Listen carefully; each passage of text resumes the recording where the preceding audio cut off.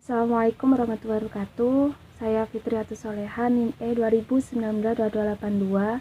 Di sini saya dari kelompok 6 sebagai pemateri pertama akan mempresentasikan tentang teori tahap-tahap pertumbuhan ekonomi. Yang pertama, masyarakat tradisional adalah tahap pertama dalam teori pertumbuhan ekonomi yang dikemukakan oleh Rustow, tahap di mana perekonomian masih belum berkembang dan suatu negara sedang mempersiapkan masyarakat untuk memulai pertumbuhan ekonomi yang lebih cepat. Menurut Rustow, masyarakat tradisional adalah masyarakat yang strukturnya berkembang di dalam produksi yang terbatas, didasarkan pada teknologi dan ilmu pengetahuan.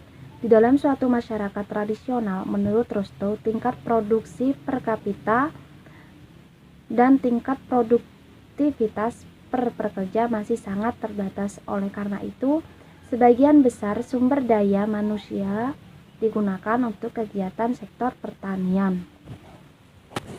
Struktur masyarakat bersifat hierarkis, di mana kedudukan seseorang di dalam masyarakat tidak akan berbeda dengan kedudukan ayahnya, kakeknya, dan nenek moyangnya. Jadi, hubungan kekeluargaan sangat menentukan kedudukan seseorang di dalam masyarakat, sehingga sulit untuk melakukan mobilitas secara vertikal. Yang kedua, prasyarat untuk lepas landas. Rustow menggambarkan tahapan prasyarat untuk lepas landas sebagai masa transisi di mana masyarakat telah mempersiapkan dirinya atau dipersiapkan dari luar untuk mencapai pertumbuhan yang mempunyai kekuatan untuk terus berkembang. Tahap prasyarat untuk lepas landas ini dibedakan oleh Rustow menjadi dua, yaitu yang pertama, negara Eropa, Asia, Timur Tengah, dan Afrika yang dilakukan dengan merombak-rombak masyarakat tradisional yang sudah lama ada. Yang kedua, tahap prasyarat lepas landas Brown Free yang dicapai oleh negara-negara Amerika Serikat, Kanada, Australia, dan Selandia, yang dapat mencapai prasyarat lepas landas tanpa harus merombak sistem masyarakat yang tradisional, karena masyarakat negara-negara tersebut terdiri dari imigran yang telah mempunyai sifat-sifat yang diperlukan oleh suatu masyarakat untuk tahapan prasyarat lepas landas.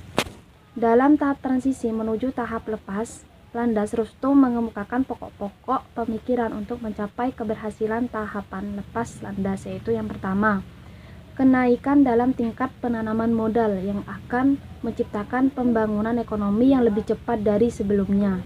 Yang kedua, kenaikan tingkat penanaman modal hanya tercipta apabila terjadi perubahan dalam struktur kegiatan ekonomi.